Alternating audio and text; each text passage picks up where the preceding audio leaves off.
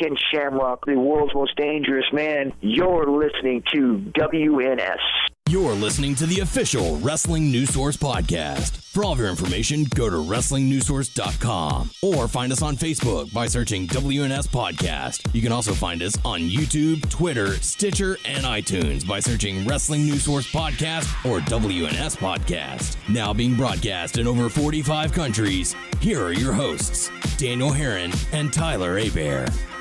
That's right. What's up, everyone? I am Daniel Herron, and welcome to episode 339 of the official podcast for WrestlingNewsSource.com. For all of your information, go to WrestlingNewsSource.com. Check us out on Facebook, WrestlingNewsSource.com. You can find us on Facebook, WNS Podcast, on YouTube, WNS Video, and on iTunes, Stitcher, Beyond Pod, Player.fm. You know the drill. It's all by searching Wrestling News Source Podcast. You can also follow us on Twitter at WNS Podcast. You can follow me on Twitter at WNS_Daniel. You can follow Tyler at Tyler_Hebert. Unfortunately, he's not going to be here this week, so I was unable to find someone to join me in the studio this week. So it's going to be a one-man show. So it's going to be really weird. So bear with me as I do my best. So welcome to the show. Got lots to talk about. It feels so weird being in the studio with no one to talk to. I can't make eye contact with anybody. I'm freaking out, man. But we're going to try and push through it. Solo round. Let's have some fun. We've got feedback. We're going to talk about Raw, Smackdown, Hot Topics, all that good stuff and more. As far as you, the listener, how you guys doing? Hope you're doing all right. As Tyler, like I said, won't be here this week. He is still in recovery mode from the Hurricane Harvey. We've gone out and cleaned up his parents' house, but there's still a lot of work to be done. So he's spending time doing that. But like I said, he will be back sooner rather than later. So let's just dive into our feedback this week. The first bit of feedback we have is from Canadian War Machine saying, if you guys don't like Impact, that's fine. I remember you guys said you're just so jaded because of those years of shit Dixie put them through. However, many people, including myself, believe they are putting on a good product creatively. They are trying to rebuild, but it's hard when a bunch of biased sites and shows like you guys keep bashing them. There's a lot of really good talent there, and they're bringing in more from other promotions like AAA, Crash, and Noah. If they go out of business, that isn't good for anybody except WWE. It takes a place for wrestlers to perform and for people to work. And I appreciate the feedback, Canadian War Machine. Like I said in the past, I have been burnt so badly by TNA, by Global Force, whatever you want to call it, that I've really lost interest in their show.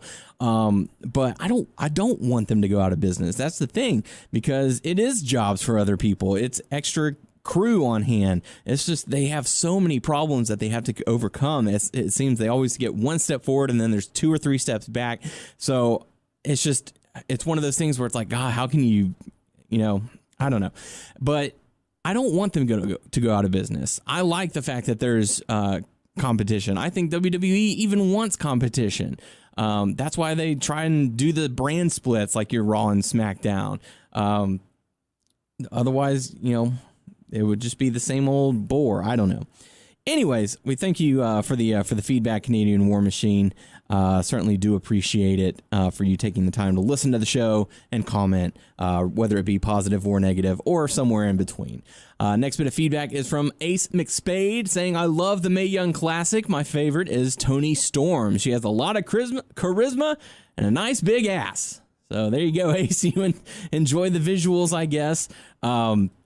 Yeah, I got to see the finals of the Mae Young Classic. I did not get to see any of the episodes leading up to it. I heard there are a couple of matches that I need to check out, so I'll definitely go back and do that in my spare time. But I guess we'll go ahead and talk about that. Kairi Sane winning the inaugural Mae Young Classic. I tell you what, that match was enjoyable. They told a great story. The elbow versus the ribs. The submissions that they broke out of, that Kairi Sane broke out of in order to get the victory. It was great storytelling. The fact that they had so many female competitors around the ring had an extra nice feel. The crowd was into it. So I enjoyed it. So I'm going to have to go back and check it out. But yeah, enjoy enjoy your views, I guess you could say. Final bit of feedback we have is from Clark saying, what's your opinion about the direction of the promos delivered on WWE lately? I was surprised during the first segment between Cena and Reigns, but then I noticed they were pushing some things that when they have the chance. Take the Miz and Enzo segment as an example. Are you okay with having a worked, air quote, shoot promo, or do you like the basic promos that we've had years ago?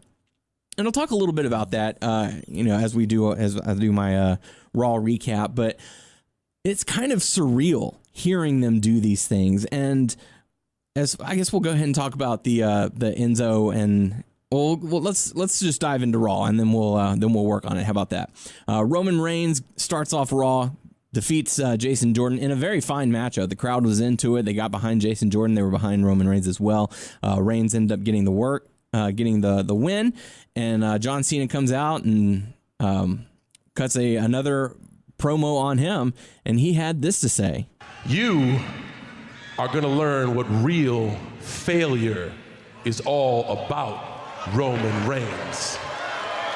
Because week after week after week, I come out here to give you a shot, taking your ass to school, and you fail, and fail, and fail.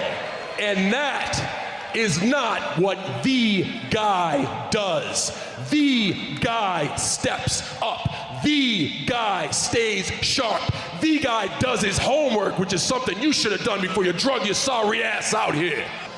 Looking at you now, you ain't got it in you, Holmes. No Mercy's gonna be a cakewalk. You say I'm not doing my job, but ticket sales are great. Revenue is sky high. WWE can make it without you. That's why you don't like me. WWE don't need you, John. You need WWE. And the fact of it is, you need WWE because, well, hell, he can't break into Hollywood, y'all. I'm serious, man. If you need help, I know a guy. You know, sometimes when people push you over the line, you gotta fight fire with fire. That's what I'm doing right now. I'm gonna put it in terms that even you can understand. At No Mercy, consider me like a drug test, Holmes. You ain't getting past me. I wasn't interested in the match before just because it's like the two middle of the road guys where some of them are cheered, some of them are booed. They're going up against each other. It's like, why do I want to see this? I'm really intrigued. I'm really interested. I'm curious as to who's going to go over No Mercy. Yeah. So it's going to be really interesting. The next matchup, we got to see Sasha Banks defeating Emma. Nothing really to take away from this match. Alexa Bliss and Nia Jax were on commentary. And one of the things I found very interesting, if you recall, just a couple of weeks ago, Nia Jax destroyed Alexa Bliss, and now they're suddenly on speaking terms again, and they're okay. And then there was a backstage segment where Alexa talked to Nia, and she's like, "Hey, I'm sorry about whatever." So all of a sudden they're just okay again. I don't get it. Whatever. After that, we got to see Brock Lesnar and Paul Heyman come out, and Paul Heyman doing his best on the mic as usual, calling out Braun Strowman, saying, "Hey, you want to fight? Let's fight." Not to ruin the box office appeal of Sunday night, September 24th at the Staples Center in LA on a pay-per-view known as No Mercy. But when they used to lock my client in the Broctagon, they would look him in the eyes and say, "Fighter, are you ready?" So, fighter, are you ready? Because Braun Strowman, I know you're back there, and I know you're looking for your excuse to come down this aisle and fight Brock Lesnar. You're not running away like any mere mortal, no. You're waiting for your excuse to step up and fight Brock Lesnar. So, here's your excuse. Fighter, are you ready? Fighter ready? Fighter ready? Braun Strowman, Brock Lesnar, fight! Oh, Brock looks ready. Oh, and I guess Braun Strowman is too. And the brawl was in fact on right after that. Oh my God, dude. How much of a great rub is Braun Strowman getting out of this? He might lose at No Mercy, but they are making him look so freaking dominant. We've been saying this since SummerSlam. The way that Braun Strowman has been able to just manhandle or monster handle, however they want to phrase it, Brock Lesnar, it's just been incredible, because for the longest time, Brock Lesnar has been that untouchable beast. You cannot defeat this guy. And Braun Strowman is just throwing him around. He took the suplex, stood straight up, and said, "I'm not going to Suplex City." Delivered the choke slam, laid out the beast. Put his foot on his chest, held the championship overhead, and man, I want this to happen. I want it to happen at No Mercy, just like I wanted it to happen for Joe back at Great Balls of Fire. I am worried that they're not going to pull the trigger again. They're going to stick to their guns and keep the title around Brock Lesnar, even though that there's rumor that Brock Lesnar could be taking time off after No Mercy. So that's one of the questions I have for our listeners this week. Should Brock Lesnar retain, or should he lose to Braun Strowman? Let me know in the comment sections, whether it be on our Facebook page, whether it be on our Facebook group page, which if you're not part of, you should definitely join, or on our YouTube channel, WNS Video. Let us know what you think about that. Afterwards, we got to see Bray Wyatt going up against Goldust. Very short matchup. It was basically to drive home the point that, someone walks around with paint on their face, they're just a normal person. So I brought this towel to show you all. Goldust is a normal person underneath that paint. He's not so weird. And I saw a comment that made me wonder what had happened is, where's Goldust's protege? I thought he was supposed to be getting one of those. He teased it that it was supposed to happen at SummerSlam, and it is yet to happen. And now he's losing to Bray Wyatt in about 4 minutes. Who knows? After that, we got to see Cesaro and Sheamus. They were supposed to be going up against Gallows and Anderson with Ambrose and Rollins on commentary, but the match never starts as Ambrose and Rollins brawl with Cesaro and Sheamus. Then Gallows and Anderson get in on it, and it sets up for a 8-person tag match later on that night for the main event. Got to see a quick match between Elias and Kalisto. Elias gets the win. Big whoop. Then we got to see John Cena versus Braun. They were hyping it the day before, the day of. And I was kind of looking forward to this. And we got interrupted by commercials. But for what it was, I thought the match was fine. I was a little confused. The fact that the steel steps were involved. And then he did the running power slam onto the steel steps before the disqualification, that being Braun. But John Cena gets the win via disqualification, so both guys come out looking okay. After that, man, going back into the question that we had from earlier, Miz TV with Enzo Amore, this shoot style of promo that we've been getting, man. It's crazy because we start things off, and Miz has his normal attire on. He's got the sunglasses. Welcome to the most must-see segment of Raw, must-see Miz TV.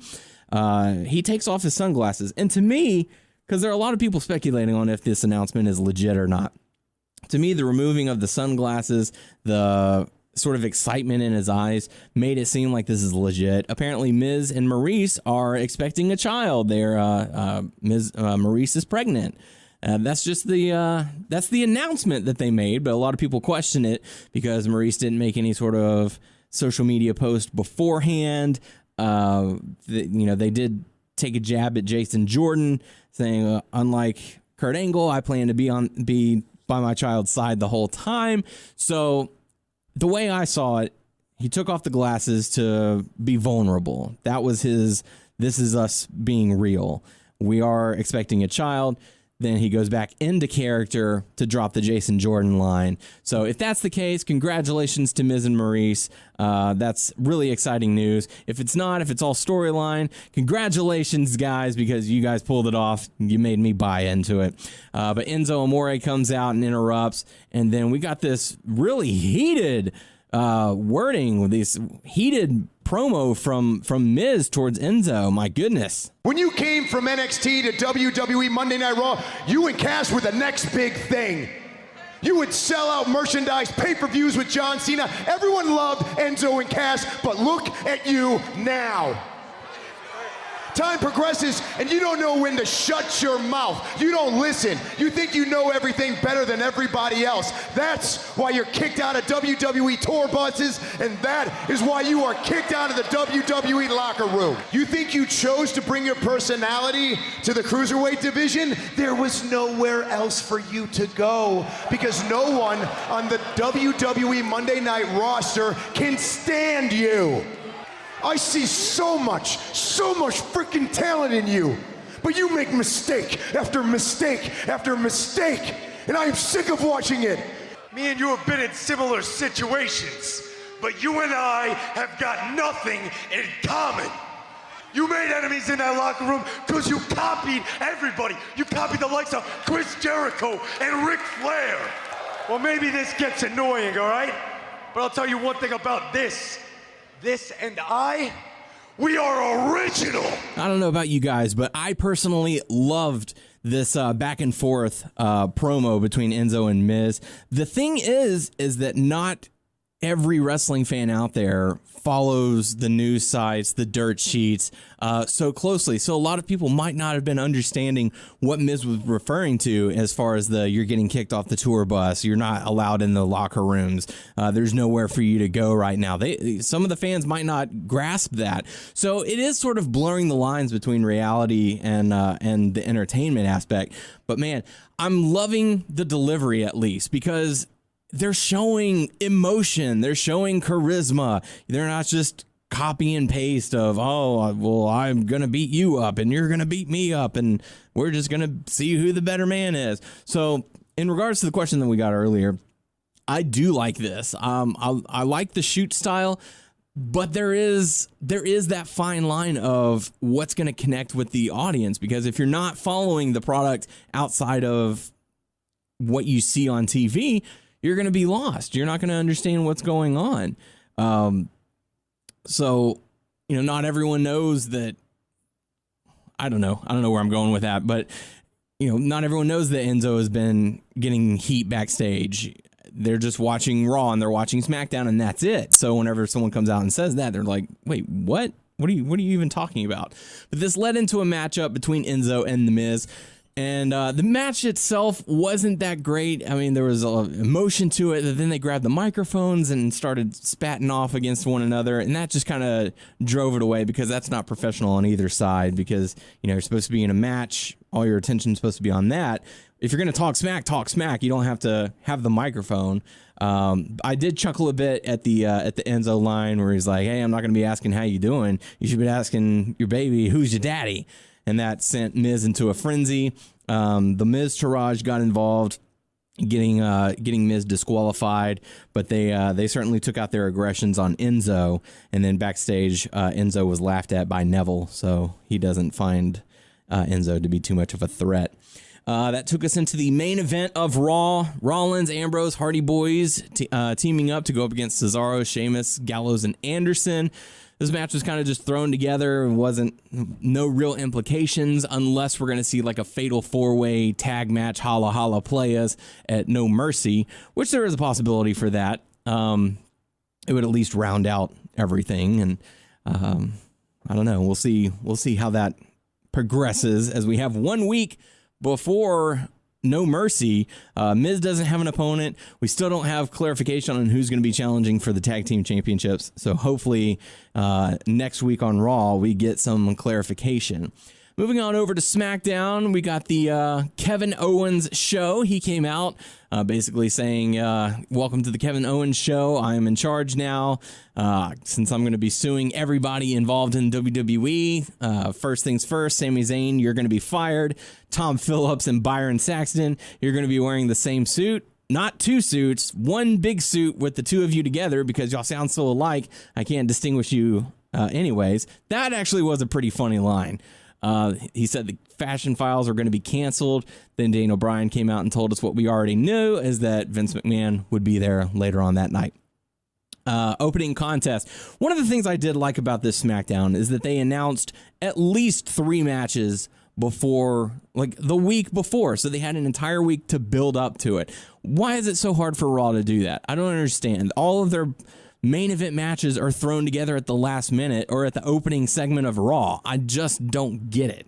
It's not wise booking to me if people don't know what to expect going in. I mean, maybe there is this sort of surprise element, maybe, but other than that, it would just make more sense. It would give people a reason to tune in, you know, instead of saying, oh, I'm going to watch Monday Night Football, because we are back in football season, and the ratings tend to dip whenever Raw goes up against Monday Night Football. So I don't know. I just figure they would try and make more of an effort to get those viewers to stay, but we'll see. So opening contest, AJ Styles going up against Ty Dillinger for the U.S. title. It was an okay match. Didn't get to see all of it, obviously, because of commercial interruptions and all that. I really wish they would cut that out sometimes. You get to see the backstage segment, you see the entrances, and then 1 minute into the match, you go to commercial, go to 4 minutes of commercial, come back, and you see the last 3 minutes of the match. Maybe it's one of those things where it's more for the crowd that's there. You know, they paid to be there, and we're just, you know, eavesdropping and getting a continuation of the story. I don't know. I would just prefer to watch the match. And I know in the U.S.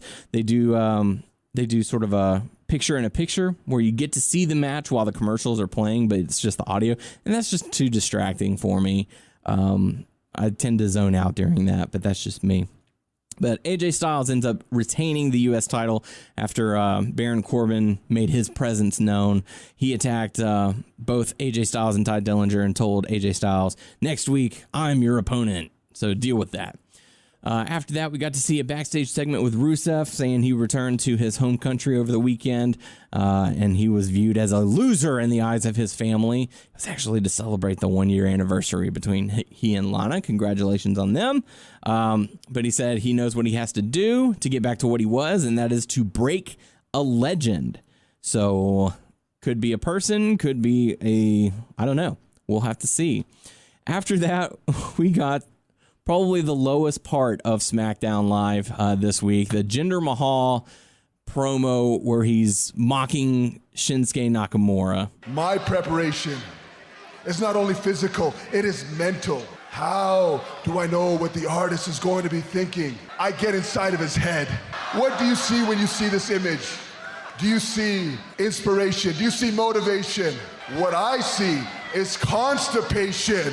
And then there's this one. This right here is Shinsuke Nakamura when he's listening to Michael Jackson thinking, what can I rip off next? And then there's this one. The far too familiar face of Shinsuke Nakamura when somebody yells out, Godzilla! That's racist. They will tell you, you look like Pikachu is having a seizure. Who in the hell wrote this? That was awful.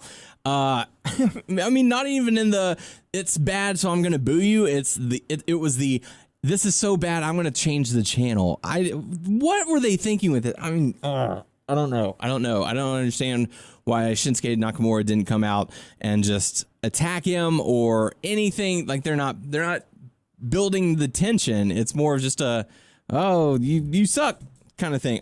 Whatever. That was terrible.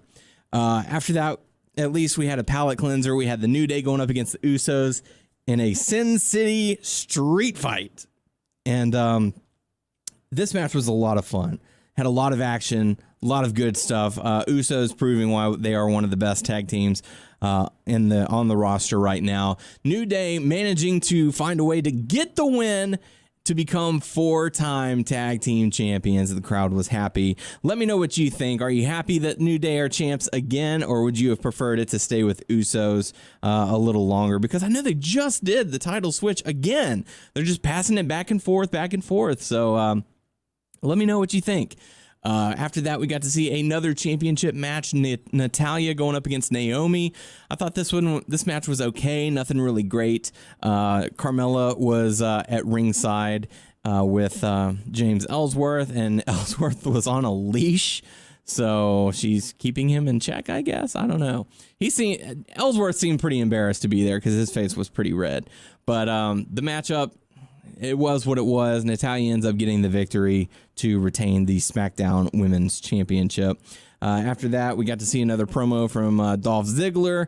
He came out as Bayley, came out as the Ultimate Warrior, saying, oh, the entrances aren't doing it for you all, blah, blah, blah, blah. You don't deserve me. I don't care about any of you. I did see a comment where people are speculating that they're going to see Bobby Roode go up against Dolph Ziggler because, he's talking about the love of the entrances. Oh, this will get over with the crowd. So why not have the glorious one go up against Dolph Ziggler? We'll see how that pertains in the coming weeks.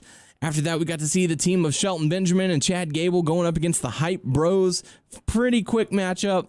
Hype Bros fall to Shelton Benjamin and Chad Gable. After the match, Hype Bros or Benjamin and Gable extended their hands in good sportsmanship. Zack Ryder refused and walked out after the match. And then after SmackDown, Mojo Rawley had this to say. Man, this is disappointing for us.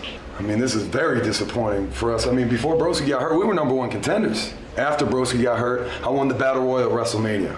I'm still the only person on SmackDown that's beaten WWE champion Jinder Mahal. Man, I accomplished a lot while he was gone, and now that we're a team again, man, we can't even win a match.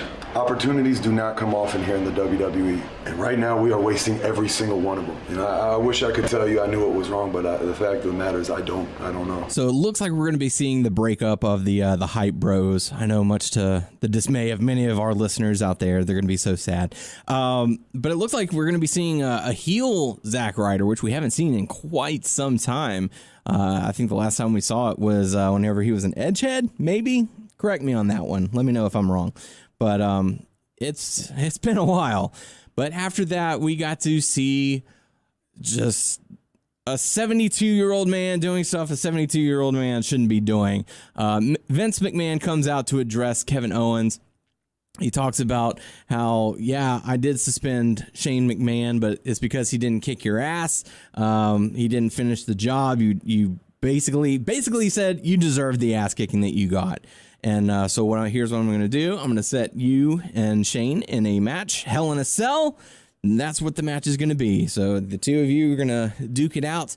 And Kevin Owens responds by saying, hey, okay, well, if that match is going to happen, then I want you to promise me that you're not going to fire me for kicking your son's ass. And I want you to promise me that I can beat a McMahon senseless. And Mr. McMahon thinks about it and says, all right, you got my word. I promise. And Owens was very careful in his wording, delivers a huge headbutt. And watching it live, I was shocked.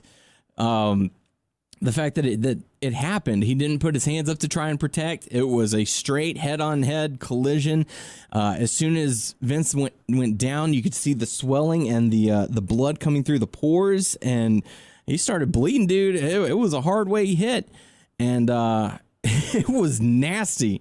I can't imagine being that old and taking a shot like that. Like, I understand it's for, air quote, the greater good, but I'm sure he wasn't expecting to bleed, but it certainly added to it.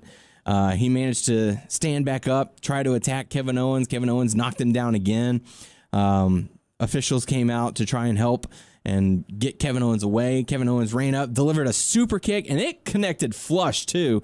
If you go back and watch it, it caught Vince along the jawline.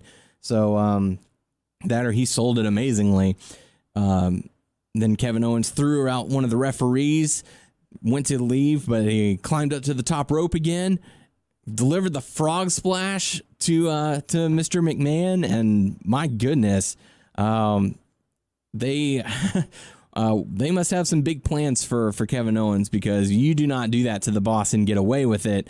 But one, Mr. McMahon did make a promise, so he could do it. But the fact that he did it, and he did it so strongly, it was crazy to see. So we'll have to see what's going to happen to Kevin Owens in the coming weeks. I'm very intrigued with what they're doing, because they haven't had a character build like this, and it parallels that of what some would consider Stone Cold. It's the guy versus the authority figure. They tried to do it with a few people in the past, and it's just for whatever reason it doesn't connect. But Kevin Owens, man, that's the guy to look forward to. Going into hot topics, I'm sorry if this show is running a little short. It's hard to do a full-fledged hour-long show as we normally do, or hour and a half, 2 hours. But there's no one in the studio with me. I'm literally just talking in a room by myself. But I hope you guys are enjoying the show. Anyways, let me know either on Twitter at WNS_Daniel or on the Facebook pages, whatever. Going into hot topic news, Mick Foley has undergone a successful knee surgery. So they said that his hip surgery that he had a while back was going to be, well, it was successful. Everything went well, but he was still going to have that limp that you kind of notice the past few months. Whenever he would walk down to the ring, he still kind of has that limp, and that's for the knee surgery. So that's to repair that. So he says in a few months he should be, good to go. And I certainly hope that the recovery is a quick one and is successful, and that he is pain-free. They also announced on Raw that Asuka will be going to the Raw roster, so be on the lookout for that. Still a ways away from my understanding. Still probably 4 weeks or so before she makes her debut on Raw, so that'll give us plenty of time for them to build. And I hope that they treat her right, not like what they've done with Bayley. I hope she becomes a huge success right out of the gate, and yeah, it'll be interesting to see. One thing that I forgot to write down is that the winner of the Mae Young Classic, and the name escapes me now because I didn't write it. I accidentally deleted it. She's going to be facing a couple of women or something along those lines at the NXT TakeOver in Houston in November. So that's going to be the winner. The winner of that match is going to win the vacated NXT Women's Championship. So be on the lookout for that. Alberto El Patron is going to be returning to GFW, supposedly around Bound for Glory, if not at Bound for Glory. So for those of you who are GFW fans, there's something to look forward to if you're Alberto fan as well. Rosemary, she announced that she is cleared to return to the ring following the Sexy Star incident, which is awesome to hear. I'm glad that there was no long-term damage done to her arm. So best of luck to her as she returns to the ring. According to PW Insider, the stable of Adam Cole, Kyle O'Reilly, and Bobby Fish have officially been named the Undisputed Era. I don't know how I feel about that one yet. The shirts are available on WWE's shop, so you can go to their website to check it out now. So that's pretty much going to do it for this week. I apologize for a short show. I hope you guys enjoyed my ramblings as a one-man podcast this week. I added the audio clips as just a little something to help me get through this episode. So I certainly appreciate everyone for taking the time to listen to this show.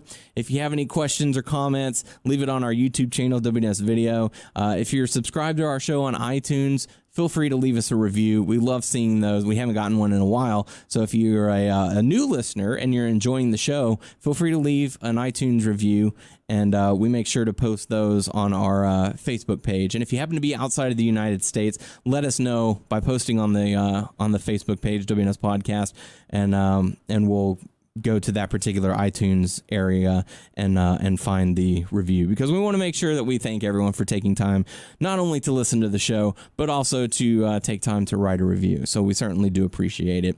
Like I said, you can leave your questions and comments on our YouTube channel. You can check us out on WrestlingNewsSource.com and WrestlingNewsSource.com on Facebook. You can subscribe to our show on iTunes, Beyond Pod, Player.fm, Satchel, Stitcher, all those good things. I mean, heck, you can just do a Google search and type in WNS Podcast or Wrestling News Source Podcast, and you're bound to find us. We do have t-shirts available. If you go to our Facebook page, WNS Podcast, we have a little button right at the top of the page, and it says click here or shop now, whatever, one of the ones. Just click on that, and it'll take you to TeePublic, or if you go to teepublic.com, you can search WNS Podcast and hopefully find our shirts on there as well. You can follow us on Twitter at WNS Podcast. You can follow me on Twitter at WNS_Daniel. And I apologize if anyone tries to reach out to me and I don't respond right away. For whatever reason, I don't get notifications on my phone. I've turned it off and on over and over again for whatever reason.